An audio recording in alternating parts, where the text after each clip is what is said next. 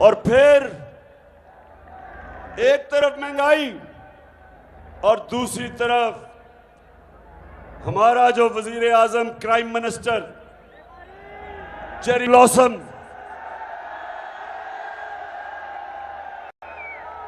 दुनिया में चला गया पैसे मांगने के लिए। अब गुजरांवाला मैं अब एक और चीज बताऊं कि जब प्राइम मिनिस्टर था मैं, तो जब भी मैं किसी बैरून मुल्क मिनिस्टर या प्राइम मिनिस्टर से मिलता था तो मुझे पहले मेरा फॉरेन ऑफिस बताता था कि इसकी रेपुटेशन क्या है, इसकी तालीम क्या है, ईमानदार है, चोर है, करप्ट है, सब कुछ पता, हर चीज जिससे भी मैं मिलता था और जो भी दुनिया में प्राइम मिनिस्टर मिलता है, हर चीज उसका अगला पिछला पहले पता चल जाता है। तो जब शहबाज शरीफ गया पैसे मांगने के लिए,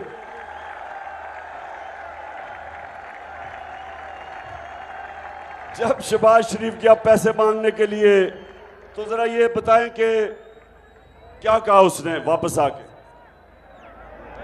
मैं सऊदी अरब से होके आया हूँ, मैं यूएई के होके, अभी मैं तुर्की होके आया हूँ, और मैंने उन भाइयों को कहा कि आप हमारे बड़े अजीम भाई हैं, हमेशा आपने हमारी मदद की।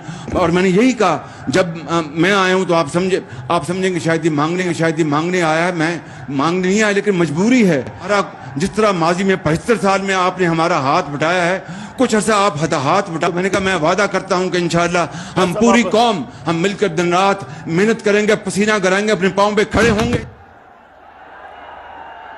गुजरांवाला ये इस चीज के खिलाफ, इससे डर के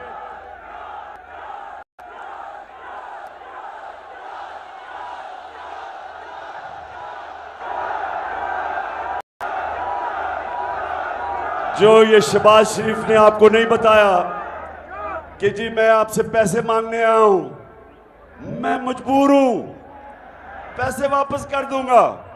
ये अभी आप घर इधर से जाएं, कोई मांगने वाला आपको मिलेगा, वो यही कहेगा कि मैं बड़ा मजबूर हूं, मैं मांगना नहीं चाहता लेकिन बड़ा मजबूर हूं। तो असल तो उससे पूछना चाहिए। अच्छा, अब जिधर ये मांगने गया, अब ये सुने, जो सरबराह शहबाज शरीफ को मिला, उन सबको पता होगा कि नवाज शरीफ और शहबाज शरीफ के अरबों डॉलर मुल्क से बाहर पड़े हैं, और इनका जो साथी है आसिफ जरदारी, अरबों रुपए की इनकी प्रॉपर्टीज बाहर हैं, उनको सब पता है। तो उनके सामने जब मांगने गए तो यही होना था। अच्छा, अब ये कल मिला है, ये जरा गौर से देखें पाकिस्तानियों, मैं आपको क्यों कह रहा हूं कि आपने मेरे से मिलके, मेरे साथ मिलके हकीकी आजादी की जद्दोजहद जहाद करनी है। मैं इसलिए कह रहा हूं कि मांगने वाले की दुनिया में कोई इज्जत नहीं है। आप जाके आजमा लें। मां बाप से तो कोई ज्यादा अपने बच्चों की फिक्र नहीं करता, लेकिन मां बाप के भी 2 बच्चे होंगे। एक बच्चा सारा वक्त मां बाप से पैसे मांगेगा, दूसरा उन्हीं मां बाप का बच्चा खुददार होगा, नहीं पैसे मांगेगा। मां बाप भी उस बच्चे की इज्जत करेंगे जो पैसे नहीं मांगता, हाथ नहीं फैलाता। अच्छा, यूनाइटेड नेशंस का सेक्रेटरी जनरल आया कल, अब सैलाब आया हुआ है। अब सैलाब वो आया सैलाब इलाके देखने के लिए, तो ये है अंग्रेजी में, लेकिन मैं बाद में आपको बता दूंगा वो क्या कहता है। ये जरा गौर से देखें इसको। Generous. Just your help to Pakistan will help helpless people in this country.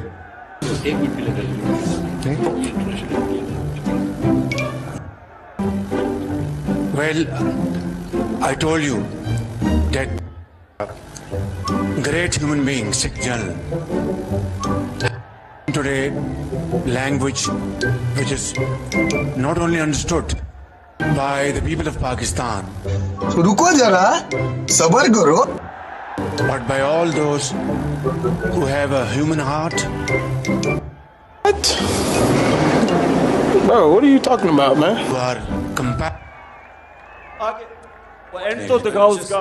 your help to Pakistan will help helpless people in this country.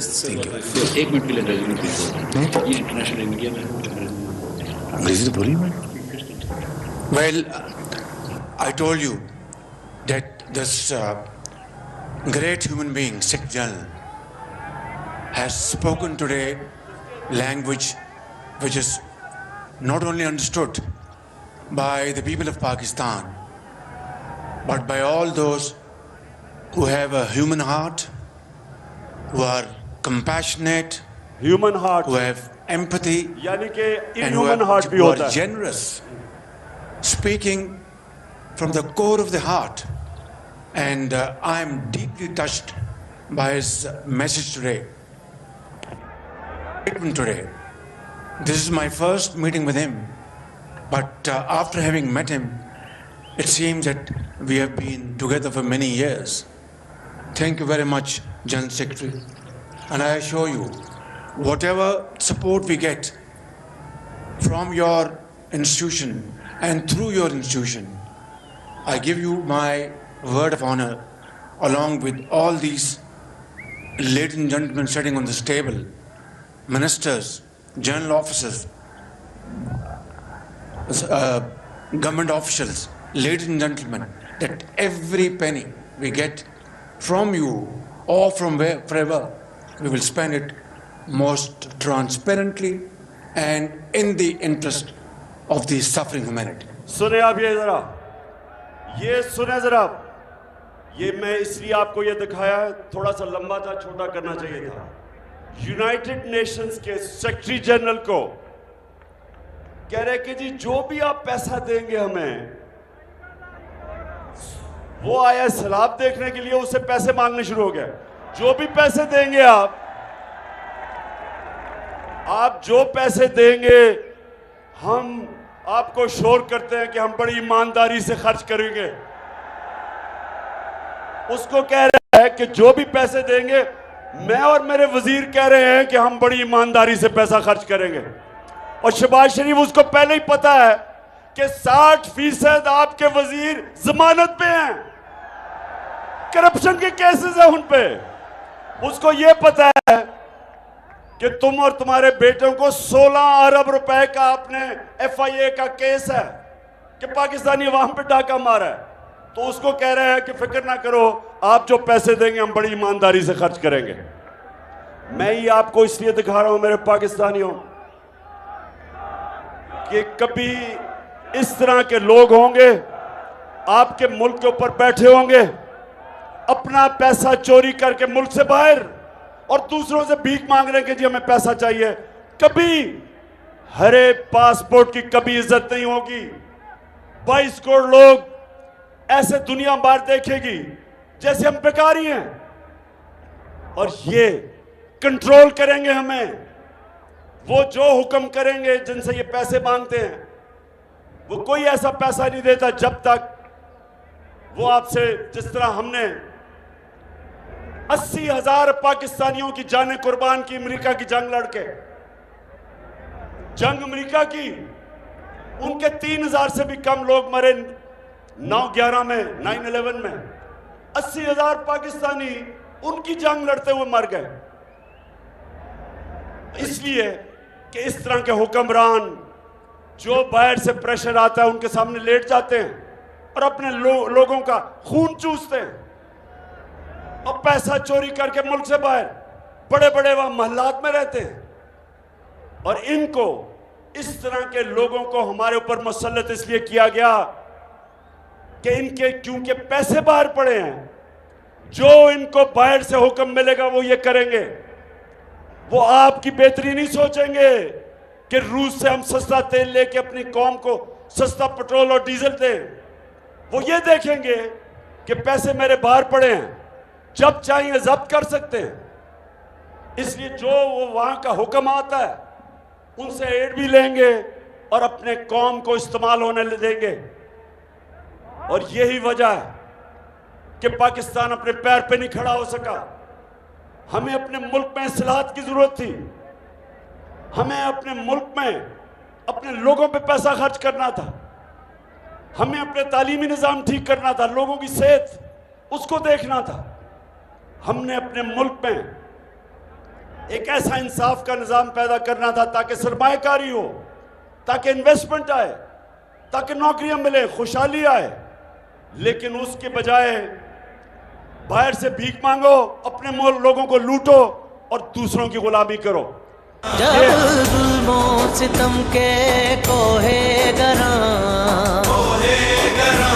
रूई की तरह उड़ जाएंगे।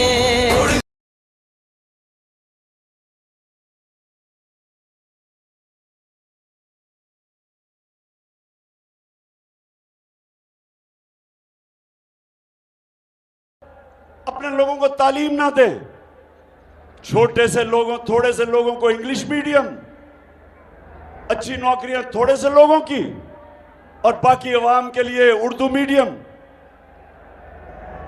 वो पढ़ के भी बेरोजगार। फिर दीनी मदरसे, वो अलहदा तालीम। पहली दफा हमारे दौर में हमने पाकिस्तान में एक निसाब लाने की कोशिश की कि सारे लोगों के लिए मौके हों, सब ऊपर जा सके, और वो तब होंगे जब एक निसाब होगा। और अब तक पहली दफा किसी हुकूमत ने कोशिश की थी। दूसरी चीज, हमने एहसास प्रोग्राम लेके आए।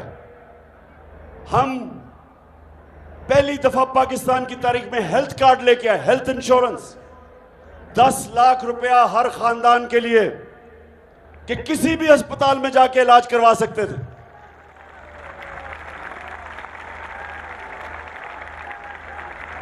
और ये हमारी कोशिश थी कि जो मदीना की रियासत में मेरे नबी सल्लल्लाहु अलैहि वसल्लम ने लोगों को आज़ाद किया था, उन्होंने पहली फलाई रियासत बनाई थी। उन्होंने रियासत ने जिम्मेदारी ली थी अपने कमज़ोर तबके की। आज यूरोप जाएं तो यूरोप में आज आपको फलाई रियासत मिलेगी। मुसलमान दुनिया में बहुत कम है, जबकि दुनिया की तारीख में पहली दफा मदीना की रियासत बनी थी फलाई। तीसरी चीज ज़हनी आजादी, अंदरूनी आजादी। ये 4 किस्म के नौजवानों याद रखें, कभी कोई इंसान बड़ा इंसान नहीं बन सकता जब तक वो आजाद नहीं होता।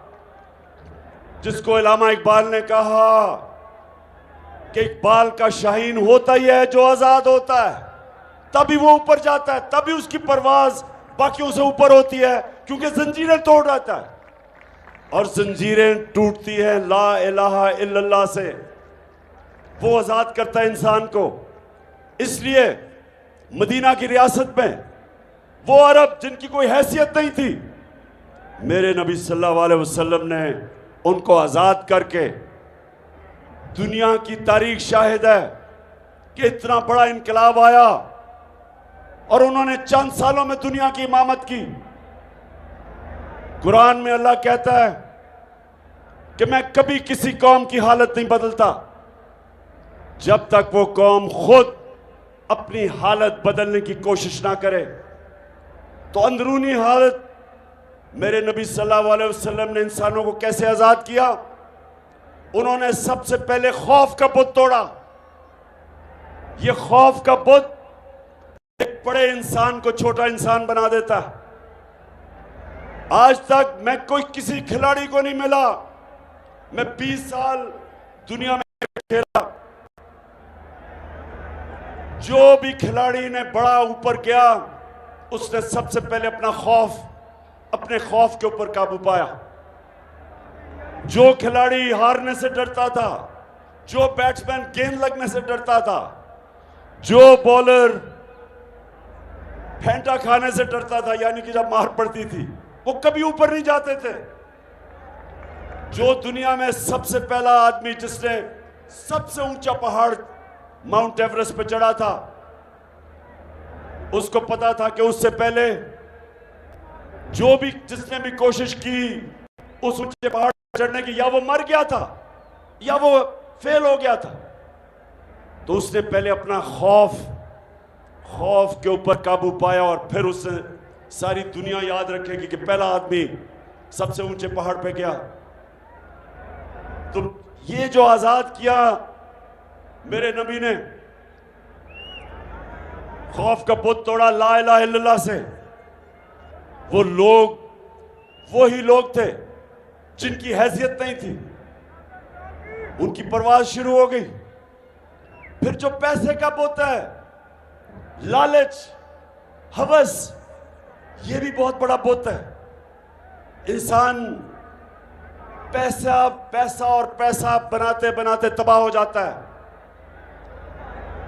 जो पैसा है, सब मेरे नौजवानों आज मेरी बात याद रख लेना, बड़े बड़े मैंने लोगों को देखा कि पैसे के पीछे भाग भाग के अपनी जिंदगियां तबाह की।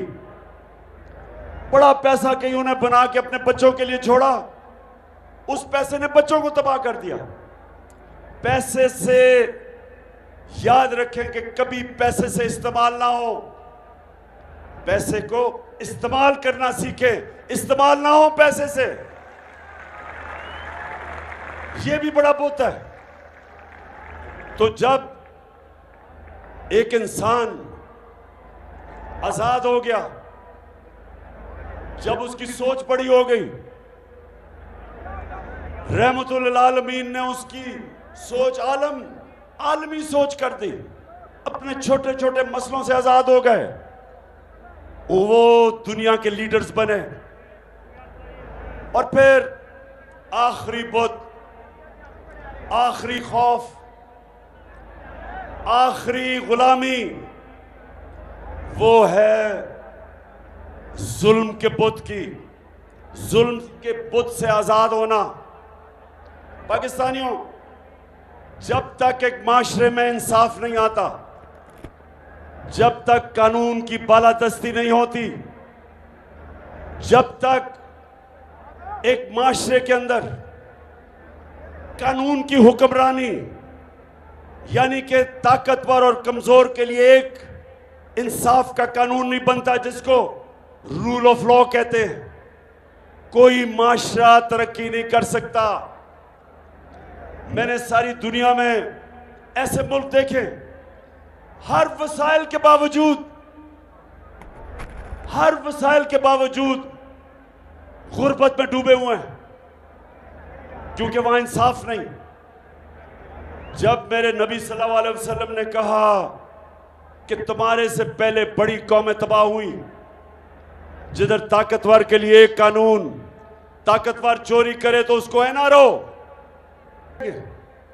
पाकिस्तानी कौम सड़कों पे आ गई। कभी इस तरह पब्लिक किसी गवर्नमेंट के जाने के बाद इस मुल्क की तारीख में कभी अवाम ऐसे सड़कों पे नहीं निकली। उसके बाद इन्होंने हमारे ऊपर तशद्दुद किया। 25 मई को हमारे ऊपर केसेस किए, हजारों लोगों को जेलों में डाला। पुरअमन एहतजाज के ऊपर इन्होंने टीयर गैस शेलिंग की, औरतें बच्चे थे, समझा कि ये डर जाएंगे। कहा जी ये तो मम्मी डैडी हैं, ये तो वो लोग हैं जो कि किसी किस्म का प्रेशर बर्दाश्त नहीं करेंगे तो हाथ खड़े कर देंगे। वो भी ना हुआ। फिर लोग निकला है हर जलसे में, जिस तरह आज आप आए। 6 महीने से मैं जलसे कर रहा हूं और एक से एक बड़ा जलसा हो रहा है और कौम निकल रही है ऐसे। बेदार कौम समझ गई, शऊर है कौम में। फिर इन्होंने इलेक्शन करवाया। 17 जुलाई को पाकिस्तान पंजाब में 20 बाय इलेक्शन हुए। इलेक्शन कमीशन अपने साथ, इनके साथ एक बददियानतदार इलेक्शन कमीशन ने मिलकर पूरी कोशिश की इनको जिताने की। इंतजामिया तब इनके साथ थी। मिस्टर एक्स ने पूरी मदद की। सबके बावजूद हार गए, इलेक्शन हार गए। उसके बाद ये क्या कर रहे हैं? अब इनकी कोशिश है किसी तरह इमरान खान को मैच से डिस्क्वालीफाई किया जाए कि खेले ही ना। इसको किसी तरह नाअहल किया जाए, इसके ऊपर केसेस करो। हर किस्म के मेरे ऊपर केसेस किए, तौहीन मजहब का केस कर दिया। मदीना के अंदर ये शहबाज शरीफ और इसके वजीर गए, 27वीं रमजान थी, हम यहां शब्बे दुआ कर रहे थे तो पता वहां चोर चोर की आवाजें लग गई मदीना में।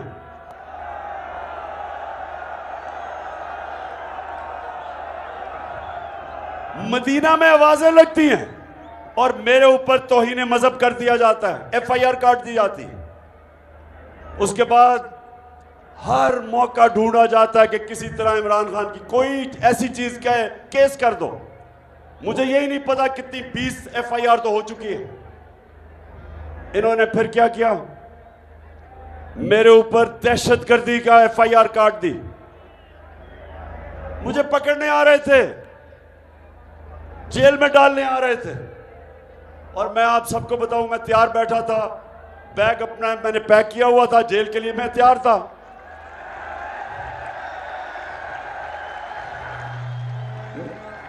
मैं तो आपको कह बैठा हूं कि जेल तो मेरे लिए बड़ी छोटी चीज है। मैं इन चोरों के खिलाफ अपने मुल्क को हकीकी तौर पे आजाद करने के लिए अपनी जान की कुर्बानी देने के लिए तैयार हूं। अब मेरे ऊपर इन्होंने दहशतगर्दी का पर्चा कर दिया। वो क्या था, मेरा जो चीफ ऑफ स्टाफ था शहबाज गिल, उसको इन्होंने अगवा किया। 2 दिन उन्होंने इसको ऊपर तशद्दुद किया। उसके बाद पुलिस स्टेशन आया,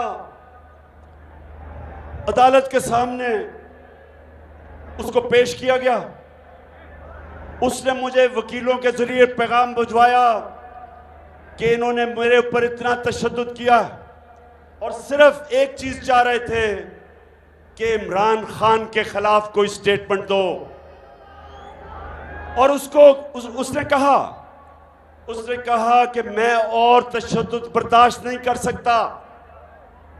उसने कहा कि इन्होंने मुझे नंगा करके मेरे ऊपर तशद्दुद किया।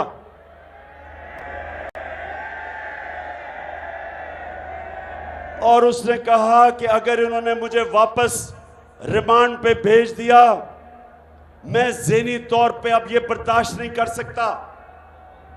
तो उसके ऊपर मैंने कहा था, जब उसको रिमांड पे भेजा गया तो मैंने तो उसके ऊपर कहा कि इसके ऊपर कानूनी कार्रवाई करेंगे,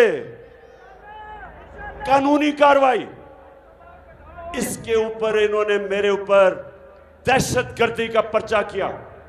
अब मुझे बताएं, क्या ये दहशतगर्दी है? अब मैं ये सिर्फ आपको दिखाऊंगा कि मैंने क्या देखा जब मैंने ये स्टेटमेंट दी कि हम कानूनी कार्रवाई करेंगे। ये जरा देखें कि उसका हाल क्या था।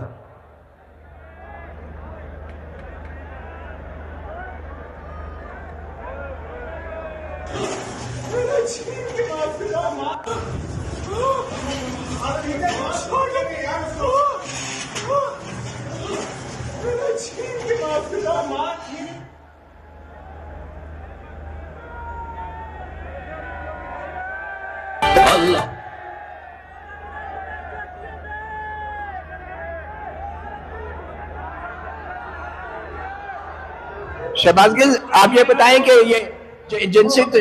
ये जरा बताएं, ये जिनसी तशद्दुद या जो सेक्सुअल असॉल्ट किसने किया? ये बिल्कुल दुरुस्त है। मेरे टेस्टिस पे और मेरे पीनस पे बिजली के करंट लगाए गए, वो मैं जिनसी तशद्दुद की बात कर रहा था। मेरे टेस्टिस और पीनस के ऊपर इलेक्ट्रिक करंट लगाया गया और वो तशद्दुद किया गया ताकि मैं कोई भी स्टेटमेंट दूं किसी के खिलाफ। आपने सुना शहबाज गिल?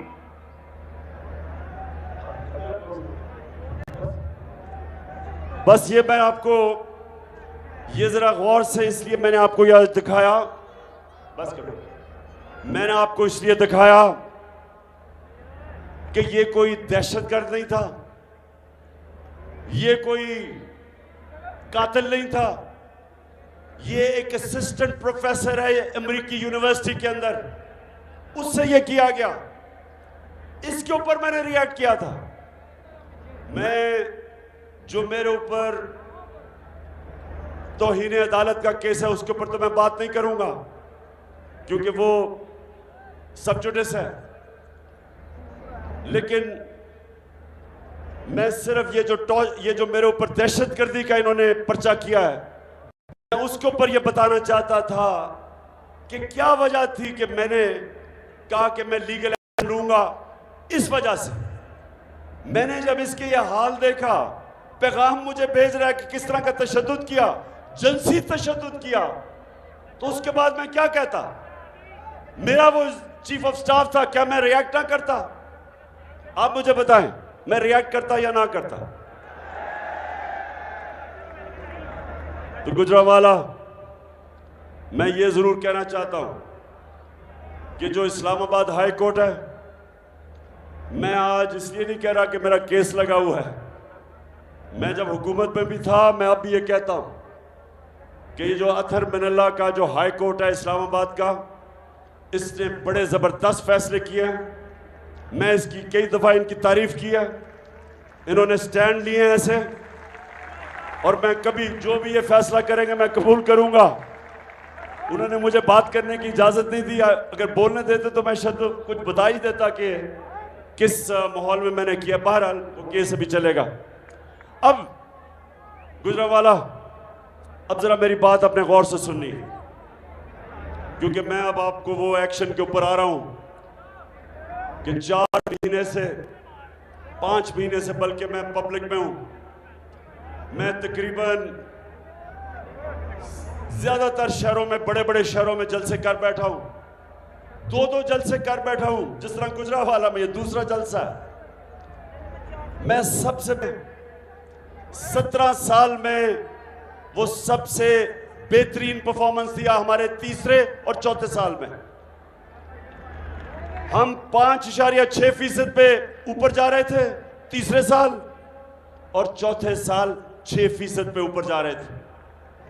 हमारे मुल्क में जो हमारी एक्सपोर्ट्स थी, पाकिस्तान की तारीख की सबसे ज्यादा एक्सपोर्ट्स थी, यानी डॉलर, हम जो चीजें बेच रहे, सबसे ज्यादा डॉलर पाकिस्तान में आ रहा था एक्सपोर्ट से। और दूसरा, जो बैरूनी मुल्क पाकिस्तानी थे, उन्होंने हमारे पे एतमाद किया। पाकिस्तान की तारीख में सबसे ज्यादा उनका डॉलर आ रहा था, रेमिटेंसेस आ रही थी, सबसे ज्यादा टैक्स कलेक्शन थी। हमने सबसे ज्यादा पाकिस्तान की तारीख में आमदनी हमारी थी, टैक्स कलेक्शन थी हमारी 4 जो बड़ी बढ़ता है। लोग गुर्बत के लकीर के नीचे चले जाते हैं जब महंगाई होती है, तो हमने अपने लोगों को महंगाई से तहफ़्फ़ुज़ दिया। हमने और जगह से पैसे लिए, हमने वो पैसे से कम कीमत पे तेल, पेट्रोल और डीजल और बिजली कम कीमत पे लोगों को दी कि लोगों पे बोझ ना पड़े। उसके अलावा हमारे दौर में रुपया 178 पे था जब ये नो कॉन्फिडेंस मोशन आई, 178 पे डॉलर था। जब से ये आए हैं डॉलर आज पहुंच गया 230 पे। इसकी वजह से मजीद महंगाई, आज पेट्रोल और डीजल 240 तक पहुंच गया। आज बिजली जो हमारे दौर में 18 रुपए यूनिट थी, आज वो 36 रुपए यूनिट कहते हैं। टैक्सेस मिला के 55 रुपए यूनिट पे बिजली मिल रही है, 3 गुना ज्यादा। सवाल यह है कि कौन सी क़यामत आई थी कि इतनी महंगाई हो गई? क्या हुआ था कि इतनी चीजें महंगी कर दी? जब इन्होंने सारी कैंपेन 3.5 साल हमारे खिलाफ सिर्फ एक चीज पे की, महंगाई। सारा वक्त महंगाई का शोर। और मैं आज वो मीडिया हाउसेस, वो सहाफी, वो लिफाफे वाले, मैं सबसे पूछता हूं कि आज आपको क्यों नहीं महंगाई नजर आ रही? आज क्यों नहीं आप लोगों के पास जाके पूछ रहे कि जी बिजली का बिल आप दे सकते हैं, या आप क्यों नहीं पूछ रहे? आटा हमारे जमाने में 50 रुपए किलो था, आज तकरीबन 100 रुपए पे पहुंच गया किलो, दुगना हो गया आटा। तो 4 महीने में कौन सी इतनी बड़ी क़यामत आई कि कीमतें आसमानों पे चली गई और माइशत तेजी से नीचे जा रही है। आईएमएफ आज ये कहता है कि पाकिस्तान में अभी बिजली की कीमत मजीद और बढ़ेगी। आईएमएफ कह रहे हैं कि माइशत सुकड़ती जा रही है, जो हमारे जमाने में बढ़ रही थी वो कम होती जा रही है। आईएमएफ कह रहा है कि पाकिस्तान श्रीलंका की तरफ जा रहा है, सड़कों पे इंतशार होने जा रहा है। ये मैं नहीं कह रहा, आईएमएफ कह रही है, क्योंकि बेरोजगारी बढ़ रही है। जो इंडस्ट्री में हमारी बढ़ रही थी तेजी से, वो नीचे जा रही है। किसानों के लिए जो ट्यूबवेल में बिजली की कीमत, जो डीजल की कीमत, किसानों के लिए जो खादों की कीमत, डीएपी की कीमत, तो सारों को नजर आ रहा है कि अगले हम वो उस तरह की पैदावार हमारी अब नीचे जाएगी। तो इसलिए मेरा आज सवाल है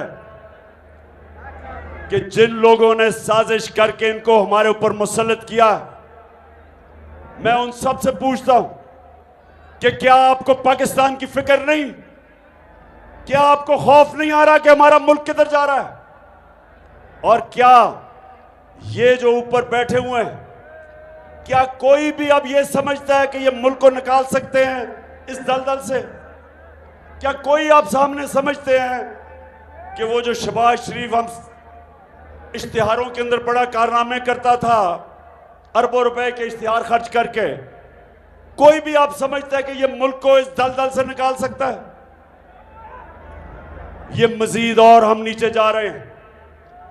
और इसलिए जो हम कहते हैं कि जब तक इस मुल्क में साफ और शफाफ इलेक्शन नहीं होते, जब तक सियासी इस्तेकाम नहीं आता, तो माइशत इसी तरह नीचे जाती रहेगी। माशी इस्तेकाम आएगा सियासी इस्तेकाम से। और इसलिए मैं अपनी सारी कौम को आज एक पैगाम देने आया हूं।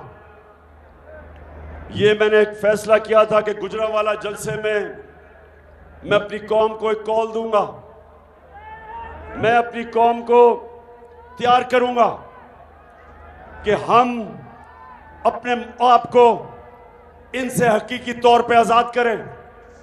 और कौम तब आज़ाद करेगी जब कौम अपनी आज़ादी छीनेगी। और जो मैं अब देख रहा हूं, मैंने ये फैसला किया कि मैं अपनी सारी डिस्ट्रिक्ट की तंजीमों को, सारों को मैंने खत लिखा है कि तैयार हो जाओ, अपनी डिस्ट्रिक्ट्स में लोगों को मोबिलाइज करो और इंतजार करो कि जब मैं कॉल दूंगा। और जब मैं कॉल दूंगा, सबने तैयार होना है, सारे पाकिस्तान ने तैयार होना है। खुदा करे सदा हरी भरी रहे, ज़मीं की गोद रंग से उमंग से भरी रहे, ज़मीं की गोद रंग से उमंग से।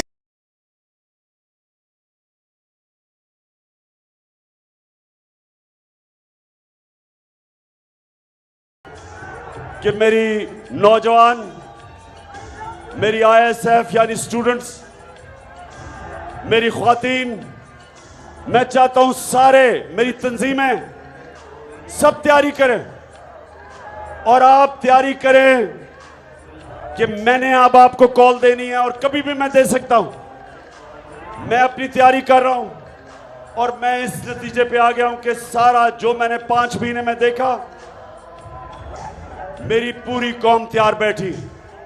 लोग तैयार हैं, लोग तैयार हैं कि अगर साफ और शफाफ इलेक्शन ये नहीं करवाएंगे तो लोग तैयार हैं पाकिस्तान की सड़कों पे आके पुरअमन एहतजाज करके यहां जबरदस्ती इलेक्शन करवाएंगे हम, क्योंकि हमें नजर आ रहा है कि इलेक्शन से भाग रहे हैं। आपको पता है बाय इलेक्शन कैंसिल कर दिए, 2 दिन पहले इलेक्शन कैंसिल कर दिए, क्योंकि इनको खबर आ गई थी कि जिस तरह ये पहले हारे हैं उससे भी बुरी तरह हारेंगे, इसलिए ये इलेक्शन से भाग रहे हैं। और इसलिए हमने इनको इलेक्शंस पे लेके आना है। तो मैं अपनी सारी आज पार्टी को तैयार कर रहा हूं, सारी मेरी पार्टी तैयार हो जाओ। ये जो अब मेरी कॉल होगी, ये इंशाल्लाह पाकिस्तान को, ये मेरे पाकिस्तानियों को, मैंने जो देख लिया ऊपर से लेके नीचे तक सब तैयार बैठे। क्यों गुजरावाला तैयार हो? फिर से तू अड़ जा, फिर से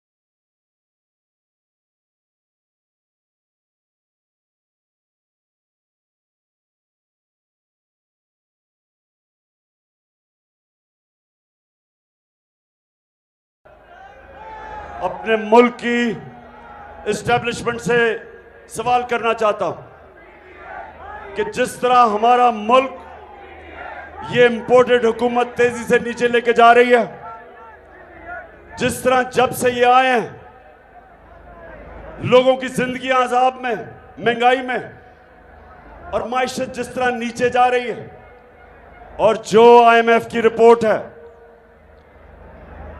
मुझे पता है कि आप कहते हैं वो आप न्यूट्रल है, लेकिन कौम आपको जिम्मेदार ठहराएगी अगर ये मुल्क इसी तरह नीचे जाता रहा। कौम आपको जिम्मेदार ठहराएगी कि आप रोक सकते थे इस मुल्क को इस दलदल में फंसने की, और आपने कुछ नहीं किया। ये कौम आपको जिम्मेदार ठहराएगी अगर हमारी माइशत नीचे गई, वो डायरेक्टली हमारी नेशनल सिक्योरिटी को असरअंदाज होगी, क्योंकि जैसे जैसे माइशत नीचे जा रही है हम और मजबूर होते जा रहे हैं बैरूनी ताकत के। जो भी अब पैसा देगा, जो भी पैसा देगा, वो हमारे से वो चीज मांगेंगे जो हमारी नेशनल सिक्योरिटी को असरअंदाज होगी। तो इसलिए अभी भी टाइम है, इस मुल्क को नीचे जाने से बचाएं। और मैं आज आप सारी कौम के सामने कह रहा हूं कि जो इस मुल्क को इंशाल्लाह हमें अगर जब भी अल्लाह मौका देगा, मैं आज आपको कह रहा हूं कि अब कोई दूसरा मुल्क पाकिस्तान को इस दलदल से नहीं बचाएगा।